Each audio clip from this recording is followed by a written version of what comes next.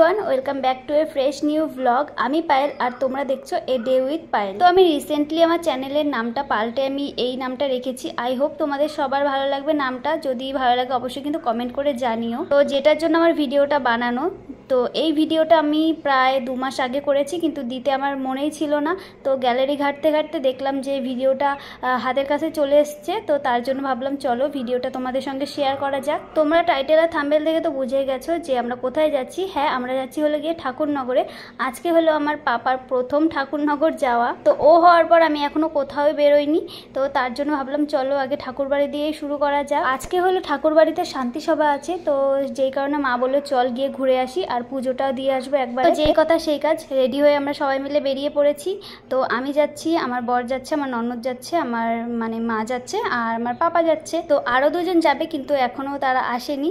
তো তারা যাবে সামনের স্টেশন থেকে। যাবে হলো গিয়ে আমার বড় মামি আর হলো গিয়ে তার বৌমা, মানে আমার দিদি হয়। তো ছেলে হওয়ার পর এই ফার্স্ট আমি কোথাও যাচ্ছি, তো খুবই ভালো লাগছে। কি বলবো তোমাদের, ছেলে যেহেতু এখনো ছোট, তো সেই কারণে সব সময় একটা ব্যাগ ক্যারি করতে হয় আমার।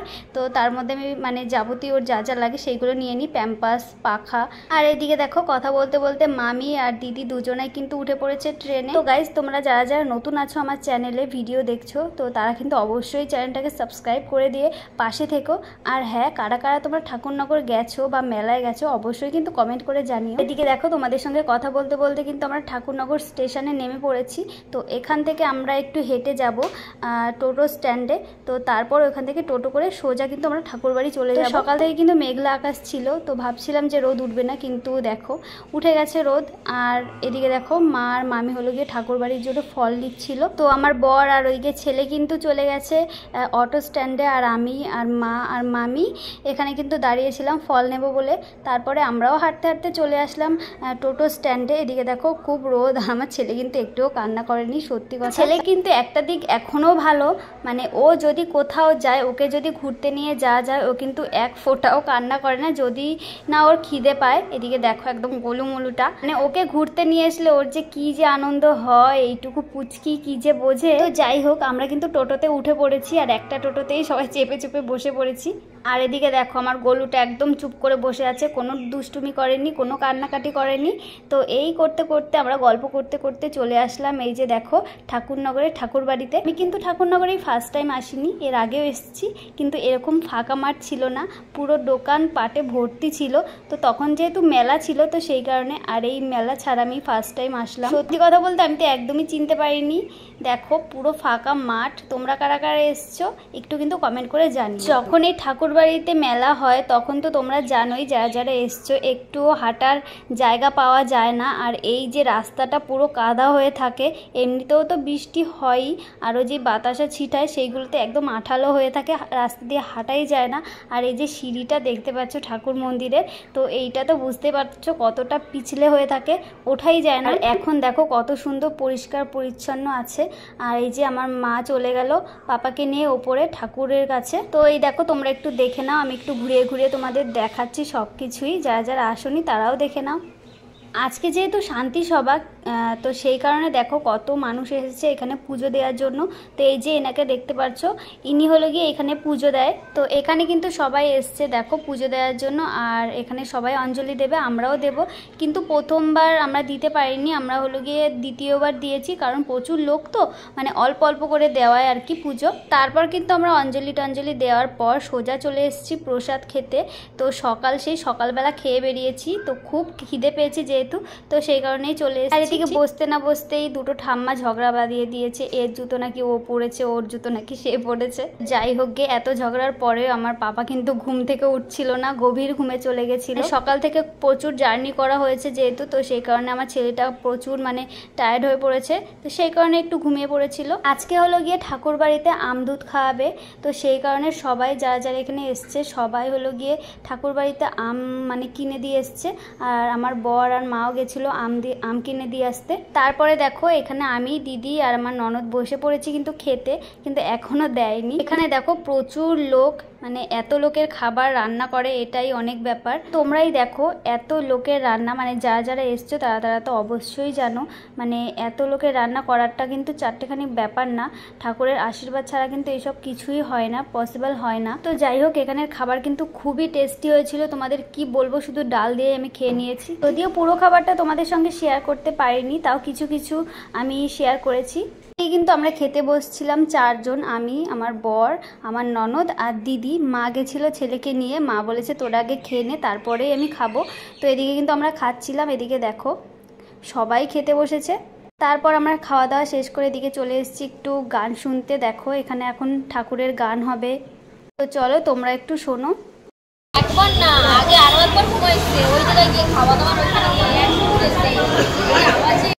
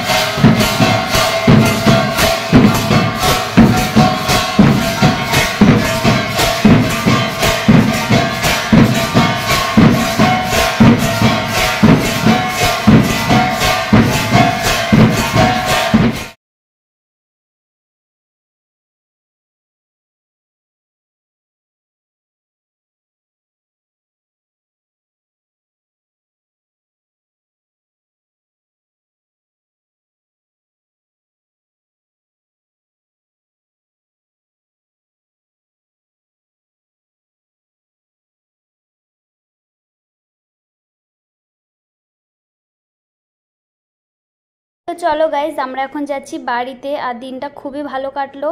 তো আই হোপ তোমাদের ভিডিওটা ভালো লেগেছে, আর যদি ভালো লাগে অবশ্যই কিন্তু লাইক করে দিও। তো চলো আজকের মতো টাটা, আবার দেখা হবে নতুন কোনো ইন্টারেস্টিং ভিডিওতে। তো সবাই ভালো থেকো, সুস্থ থেকো, আর আমার চ্যানেলটি প্লিজ সাবস্ক্রাইব করে দিয়ে পাশে থেকো। চলো আজকের মতো টাটা।